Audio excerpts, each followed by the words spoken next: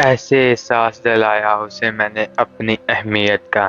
جیسے جیسے ہماری ریلیشن شپ آگے بڑھی ویسے ویسے مجھے یہ فیل ہونے لگا تھا کہ اس کو میری ویلیو نہیں ہے۔ پتہ نہیں کیوں میں اتنا کچھ تو کرتا تھا اس کے لیے، اس کا دھیان رکھنا، اس سے پیار کرنا، اس کی رسپیکٹ، وہ سب کچھ جو ہر شخص کو چاہیے ہوتا ہے ایک ریلیشن شپ میں، بلکہ اس کے ایکسپیکٹیشن سے زیادہ ہی دیا میں نے ہمیشہ۔ وہ سنا دیتی تھی، میں سن لیتا تھا، ڈانٹ دیتی تھی، کھا لیا کرتا تھا، لڑائی جھگڑے، اسی کا روٹنا، اسی کو منانا۔ مجھے تو کبھی اتنا موقع ہی نہیں ملا کہ میں ناراض رہ سکوں۔ تو ایک دن یوں ہی رات میں بات کر رہے تھے ہم، بات ہوتی گئی، بڑھتے بڑھتے ایک جھگڑے میں بدل گئی۔ سچ کہوں تو غلطی میری نہیں تھی، اور مجھے ہر بار کی طرح اس بار بھی برا لگ رہا تھا کہ وہ شخص مجھے بلیم کر رہا ہے، مجھے دبا رہا ہے، مجھے سنا رہا ہے، مجھ پہ چلا رہا ہے، اور میں چپ چاپ سن رہا تھا۔ میرے آنسو نہیں رک رہے تھے، غصے میں فون رکھ دیا اور سائڈ میں پھینک دیا، کیونکہ یار ہو گیا نا بس۔ میری بھی ایک سیما تھی جو بار بار ٹوٹ رہی تھی، پھر بھی میں جھک جایا کرتا تھا۔ وہ شخص اپنے ایگو میں تھا کہ کال تو میں ہی کروں گا، اس کے آگے روؤں گا، گر گراؤں گا، معافیاں تو میں ہی مانگوں گا۔ لیکن میں بھی بس ایک خیال میں تھا کہ عزت ختم ہو رہی ہے یار، اس کے آگے اس کے دل میں ذرا سی بھی عزت نہیں میرے لیے۔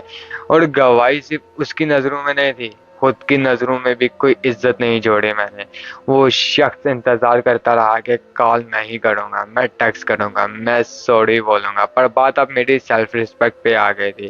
تو میں نے بھی پلٹ کے کچھ نہیں کیا۔ آدھا گھنٹہ بیتا، 1 گھنٹہ بیت گیا، وہ شخص انتظار کرتا رہا میرا، اور میں بھی اس کا۔ اس کے اندر ایک چچراہٹ ہونے لگی کہ میں کیوں نہیں آ رہا۔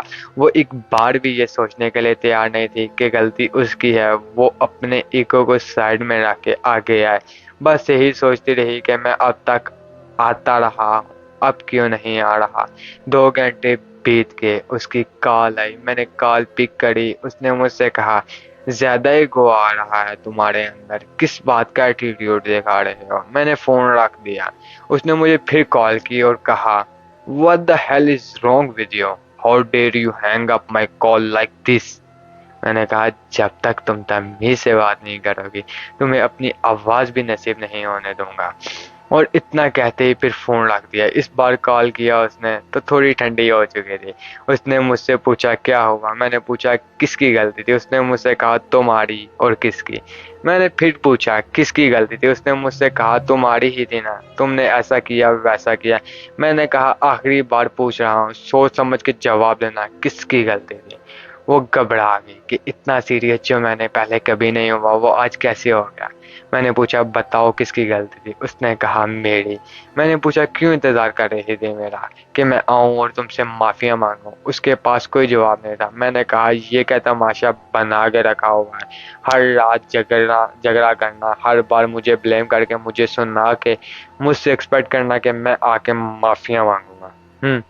کیوں اتنا گرینٹیڈ لے رکھا ہے مجھے تم نے؟ نہیں پسند تو بول دو منہ پہ کہ نہیں پسند، اور اس رشتے کو یہیں ختم کرو، کیونکہ میرا اب دم گھٹ رہا ہے یہاں۔ بار بار رشتے کو بچانے کے لیے جھک جاتا ہوں، تم نے فائدہ ہی اٹھانا شروع کر دیا اس بات کا۔ کافی دیر سنایا میں نے، جتنی بڑاس تھی وہ سب نکالی، جتنے ایموشن دبے تھے وہ سب باہر نکالے، کیونکہ دل بھاری ہو چکا تھا، اتنا بوجھ لیا ہوئے۔ وہ سب کچھ سننے کے اثر کچھ اس طرح ہوا کہ اس کے آنسو نکل آئے، اسے احساس بھی ہوا اپنی غلطیوں کا، اسے ریالٹی چیک بھی ملا۔ اس نے مجھ سے کئی دفعہ معافیاں مانگی اور مجھ سے بھروسہ دلایا کہ وہ اس طرح کی کوئی بھی چیز آگے سے نہیں کرے گی، کیونکہ میں نے اسے یہ یقین دلا دیا تھا کہ یہ میں ایک اور بار بھی نہیں سہن کروں گا۔ مجھے گارنٹی لینا تمہیں اس رشتے سے کمپرومائز کرنے جتنا دور لے جائے گا، اور رشتے کا ٹوٹنا تو کوئی اتنی آسانی سے گوارا نہیں کرتا۔ وہ شاید پہلی بار میں نے اسٹینڈ لیا تھا خود کا، اور لینا ضروری بھی تھا۔ عزت صرف اس کی نظروں میں نہیں بلکہ اپنی نظروں میں بھی بڑی۔